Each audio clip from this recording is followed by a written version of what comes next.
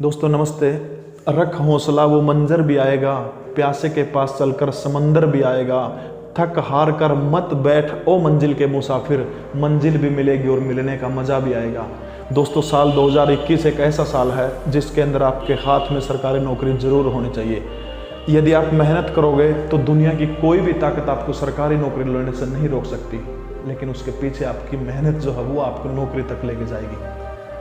भारत का एक राज्य राजस्थान की एक लड़की मुस्लिम परिवार के अंदर पैदा होती है। राजस्थान के पाली मारवाड़ से उन्मुल खैर 5वीं कक्षा में जब उन्मुल पढ़ती है, पैरों से अपाहिज है, एक ऐसी बीमारी है, हड्डियां टूटी हुई हैं, बिल्कुल चलने फिरने में असमर्थ है। वो अपने माता पिता के साथ में दिल्ली के हजरत निजामुगंज जो रेलवे स्टेशन है उसके पास में आ जाती है और वहाँ की झुग्गी झोपड़ियों में रहती है।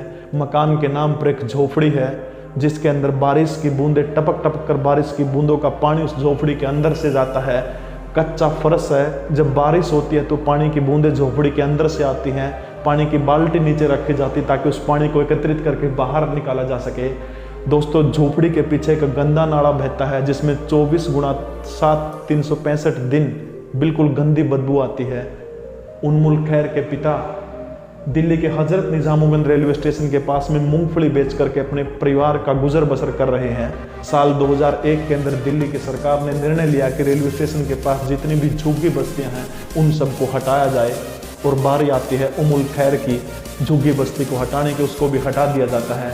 एकदम से परिवार बेघर हो जाता है, काम काज छिन जाता है। तब दिल्ली के त्रिलोकपुरी के इलाके के अंदर एक 10x10 का एक कमरा किराए के ऊपर लिया जाता है और उस किराए के कमरे के अंदर 7 लोग रहते हैं। काठ के फट्टे लगाए जाते हैं, फट्टों के ऊपर 3 लोग ऊपर सोते हैं, 3 लोग नीचे सोते हैं। जरा कल्पना करके देखिए कि 10x10 का एक कमरा और उस कमरे के अंदर 7 लोग अपनी ज़िंदगी का जीवन यापन कर रहे हैं। वहीं से आगे बढ़ते हुए 7वीं कक्षा में जब उमुल पहुंच जाती है, मुस्लिम परिवार के अंदर पैदा हुई है, रूढ़िवादी मुस्लिम परिवार है। तब उनकी माँ का इंतकाल हो जाता है और जिनकी माँ नहीं है वो बच्चे अच्छे से समझ सकते हैं क्या बिहेव उनके साथ में होता है। बिना माँ के उमुल आगे बढ़ती है। जब 9वीं क्लास में पहुंच जाती है तो जो उमुल की सौतेली माँ जो थी, सौतेली माँ ने कहा कि अब इसको वापस राजस्थान भेज देना चाहिए, क्योंकि रूढ़िवादिकता के कारण उसकी सौतेली माँ का ऐसा सोचना था कि बेटी ज़्यादा पढ़ेगी तो महत्वपूर्ण चीज़ ये है कि वो चरित्र उसके अंदर नहीं रह जाएगा, बड़ों का अदब करना वो भूल जाएगी। और परिवार वाले उस बेटी उमुल के पीछे पड़ जाते हैं। उसको ये कहते हैं कि राजस्थान जाकर के सिलाई सीख लो, क्योंकि दोनों पैरों से अपाहिज है और सिलाई हाथ से उसको करनी पड़ेगी ताकि अपने परिवार का गुजर बसर वो कर सके।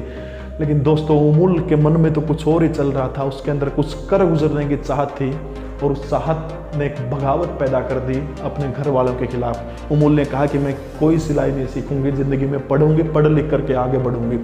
दोस्तों 9वीं कक्षा की छात्रा उमुल घर वालों से बगावत करके त्रिलोकपुरी इलाके के अंदर एक कमरा किराए के ऊपर लेती है और उस किराए के कमरे में अकेली 9वीं कक्षा की छात्रा रहती है।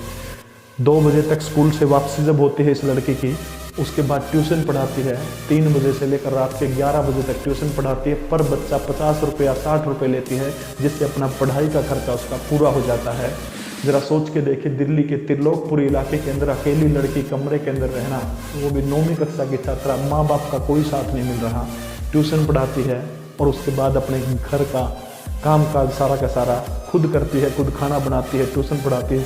कितनी ख़राब हालातों से निकल करके 10वीं कक्षा में होती है, आराम आराम से +2 कर जाती है, ग्रेजुएशन कर जाती है। इस दौरान बहुत सारी संस्थाओं का डोनेशन जो है वो उमुल खैर को मिलता है और जिसकी बदौलत वो 8वीं 10वीं +2 ग्रेजुएशन हर जगह अपनी क्लास में लड़की टॉप करने का काम करती है। दोस्तों ये बात याद रखना, उमुल पैरों से अपाहिज है। और उसके बाद जब वो MA करने के लिए साइकोलॉजी के अंदर जब एडमिशन लेती है गार्गी कॉलेज दिल्ली के अंदर, MA तो कर लेती है, लेकिन जो साइकोलॉजी की MA जो होती है उसके अंदर इंटर्नशिप करनी होती है। यदि उमुल खैर इंटर्नशिप करती है तो उसके साथ सबसे बड़ी समस्या ये है कि उसका ट्यूशन बंद हो जाएगा।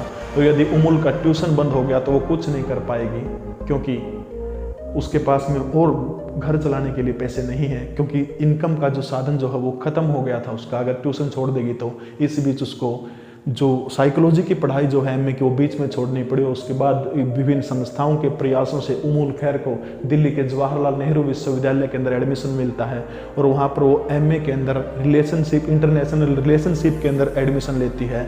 और उसके बाद वो लड़की वहाँ पर हॉस्टल में रहती है, वहाँ का किराया फ्री हो जाता है, मेस फ्री है, खाना वगैरह सब कुछ, रहना खाना पीना सब कुछ फ्री हो जाता है। दिल लगा करके मेहनत करती है और पहला रैंक जो है यूनिवर्सिटी के अंदर वो लड़की लेके आती है। 2015 में उमुल खैर को जापान जाने का मौका मिला, क्योंकि वो दिव्यांग है, अपाहिज है पैरों से। दिव्यांगों के लिए वो लड़की वहाँ पर काम करती है और वहाँ पर उसको काम करते करते एक प्रेरणा जगती है कि अब तो ज़िंदगी में कुछ करना होगा। वापस जब हिंदुस्तान लौटती है तो भारत लौट करके वो यूपीएससी की तैयारी करती है, आईएएस बनने की मन में ठानती है और भयंकर तरीके से दिन रात जुट करके केवल 1 साल की मेहनत करती है। और उस 1 साल की मेहनत के दौरान उमुल खैर जो है पहले ही प्रयास के अंदर 420वां रैंक, 2016 का जब यूपीएससी का रिजल्ट आया था तो 420वां रैंक उमुल खैर का आया था और आज वो लड़की आईएएस है। जरा सोच के देखिए अपाहिज, माँ बाप ने साथ छोड़ दिया, पालने पोषण करने वाला कोई नहीं है, उसके बावजूद ये लड़की यूपीएससी के अंदर 420वां रैंक हासिल करना कितनी बड़ी बात है। जरा सोच के देखिए, क्या आपके पिता किसी रेलवे स्टेशन के बाहर मूंगफली बेचने का काम करते हैं? क्या आप खुद के कमरे से, खुद के घर से अलग रह करके कहीं पर ट्यूशन पढ़ाते हैं?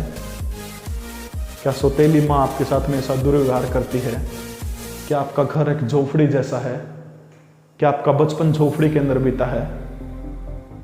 यदि इस तरह की समस्याएं आपके साथ में नहीं है तो उसके बावजूद भी आप नहीं पढ़ते हैं तो इसमें कमी किसकी है? सिर्फ और सिर्फ आपकी कमी है। अंदर की चेतना को जगाइए।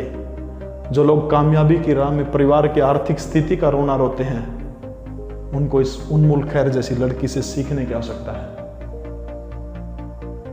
जिसने खुद के दम पर बलबूते पर यूपीएससी की परीक्षा में 420वां रैंक हासिल किया है। आपके पास पैसे नहीं है, पढ़ नहीं पा रहे हैं, लीसो ऐप इसके अंदर आपकी मदद करेगा। 11 और 21 रुपये यदि आपके पास देने के लिए नहीं है तो आप मेरे को कॉल करिए, आपको फ्री ऑफ कॉस्ट कोर्स देने का काम करेंगे।